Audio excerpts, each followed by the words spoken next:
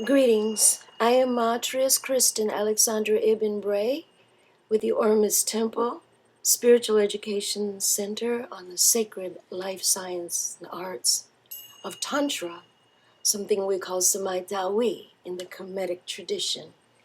Today I would like to share with you from Osho's Book of Secrets, a reading. The question posed in this reading is as follows.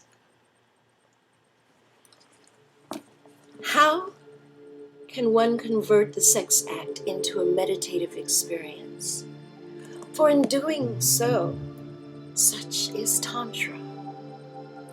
And this is what they want to know. They say, should one practice any special positions in order to achieve this meditative sex engagement? Osho's answer is as follows. Positions, Osho says, are irrelevant. Positions are not meaningful. The real thing is attitude. Not the position of the body, but the position of the mind. But if you change your mind, you may want to change your positions, for they are related. But the positions are not basic to this effect. For example, Osho goes on to say, the man is always on top of the woman. And this is an egoist posture because the man always thinks he is better than the woman. It is hard for him to think of being below the woman. But all over the world, in primitive societies, the woman is above the man in the sexual act. So in Africa, this posture is known as the missionary posture. The posture where the woman is underneath the man is known as the missionary posture.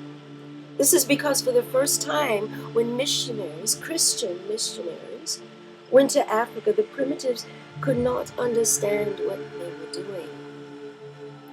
They thought such a positioning would surely kill the woman. Man on top posture in Africa is known as the missionary posture. And African primitives say that this is violent, that the man should be on top of the woman. But she is physically weaker. She is physically more delicate. So she should be on top of the man. But it is difficult, again, for a man to think of himself as lower than a woman, under her. If your mind changes, many things will change.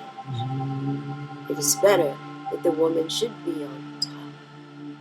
And just here I would like to interject that in both the Vedic and the Kemetic traditions, they depict the woman goddess taking a position over the masculine god.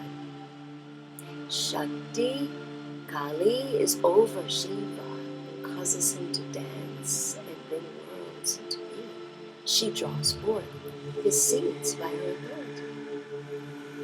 Osset, or Isis, is also positioning her throne over the eye of us all, over the infinite field of potential.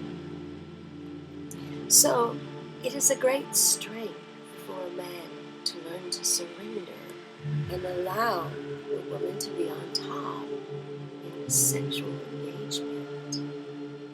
Let's go on. It says here, if the woman is on top, she will be passive, so she's not going to do much violence. She'd simply relax. And the man under her, he can't do much. He'll have to relax.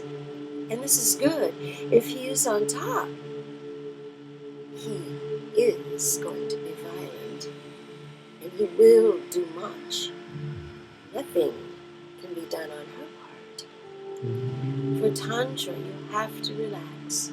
So it is good that the woman be on top because she can relax better than any man. The feminine psychology is naturally more passive than a man's. So relaxation becomes easier for both. Positions will change, but you don't need to be bothered much about positions. Just change your mind. Surrender to the life force. Float in it. Sometimes if you are really, really surrendered, your bodies will take the right position that is needed in that moment. If both partners are deeply surrendered, their bodies will take the right posture that is needed. Every day, situations change, so there is no need to fix postures beforehand. That is a problem, Osho says, that you try to fix them beforehand. Whenever you try to fix it, this is fixing by the mind, and you are not surrendered. If you surrender, then you let things take their own shape. That is a wonderful harmony. When both partners have surrendered, they'll take many postures, or maybe they will not take them. Just relax. That depends on the life force, not on our cerebral decision beforehand. You need not decide anything beforehand. Be spontaneous. Decision is the problem. Even to make love, you decide. Even to make love, you go. And you consult books and tapes like this one. There are books on how to make love, and these show what type of human mind we have produced. Porno is even an example of that, my interjection. You even consult books, porno, DVDs, how to make love. And then it becomes cerebral. You think everything. Really, you create a rehearsal in your mind, and then you reenact it. This is just acting. Your action is a copy. It's never real then. You're enacting a rehearsal. It becomes acting when it is not authentic. Just surrender and move with the force. What is the fear? Why be afraid? If you cannot be afraid with your lover, then where will you be unafraid? And once you have the feeling that the life force helps by itself and takes the right path that is needed, it will give you a very basic insight into your whole life. Then you can leave your whole life to the divine. Let your lovemaking be a practice of surrender to the divine. That is your beloved. Then you leave your whole life to the divine. Then you do not think, you do not plan, you do not force the future according to you. You just allow yourself to move in the future according to the divine masculine, feminine, according to the total. But how to make the sex act a meditation? Just by surrendering. It becomes so. Do not think about it. Let it happen and be relaxed. Do not move ahead. This is one of the basic problems with the mind. It always moves ahead. It is always seeking the results. The results is in the future. You are never in the act. You are always in the future, seeking a result. That seeking of a result is disturbing everything in the now. It damages everything that actually is. Just be in the act. What is the future? It is to come. You need not worry about it. And if you are not going to bring it with your worries, why worry? It is already coming. It has already come. So you forget about it and just be here. Just be here in the now. Sex can become a deep insight in being here and now. That is, I think, the only act now left into which you can be here and now. You cannot be here now while you're in your office. cannot be here and now while you are studying in your college. You cannot be here and now anywhere in this modern world. Only in love can you be here and now. But even then, you are not. You are thinking of the result, and now many modern books have created many new problems. You read a book on how to make love, and then you are afraid about whether you are making it right or wrong. You read a book on how posture is to be taken and what type of posture is to use, and then you're afraid about whether you're taking that posture or not. Psychologists have created new worries in the mind. Now they say the husband must remember whether his wife is achieving orgasm or not, and so he's worried over it. And this worry is not going to help anything anyway. It is going to become a hindrance. And the wife, she is worried about whether she's helping the husband to relax totally or not. She must show that she is feeling very blissful, and then everything becomes false. Both are worried about the result, and because of this, the result never comes. Forget everything, Osho says. Flow in the moment and allow your bodies their expression, their natural expression. Your bodies know well. They have their own wisdom. Your bodies are constituted of sex cells. They have a built-in program. You are not asked at all. Just leave it to the body, and the body will move.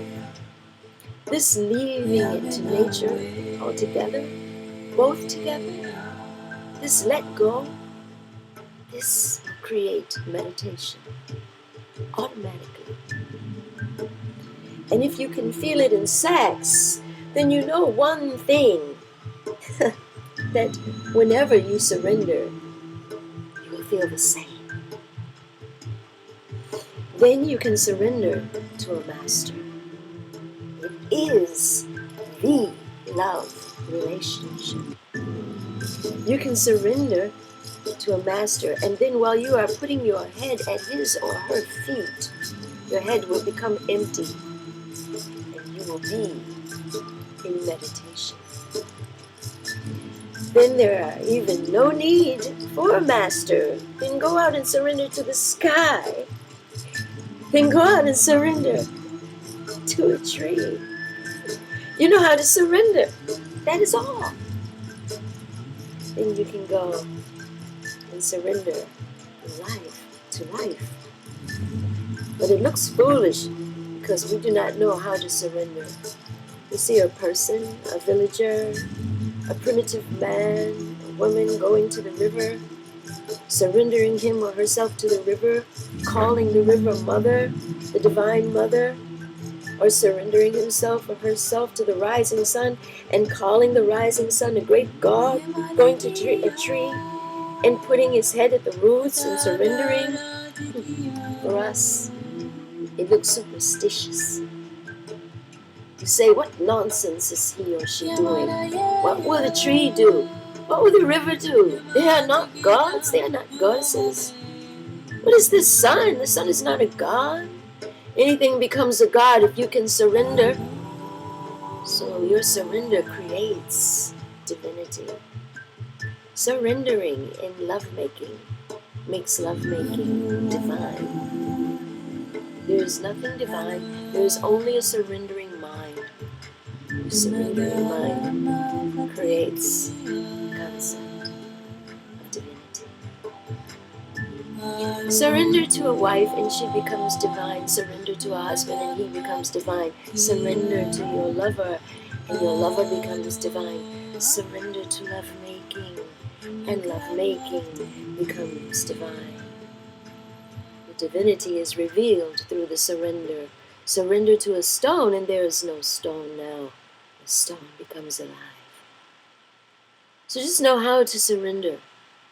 And when I say how to surrender, I do not mean to know a technique. I mean, you have a natural possibility, a natural built-in potential of surrendering. in love. Surrender in love and feel it there. And then let it spread all through your life. Thank you for listening. And if we have anyone out there who's interested in learning Tantra, practicing Tantra, sharing your practice, then please do visit the Awareness Temple. I am here for you.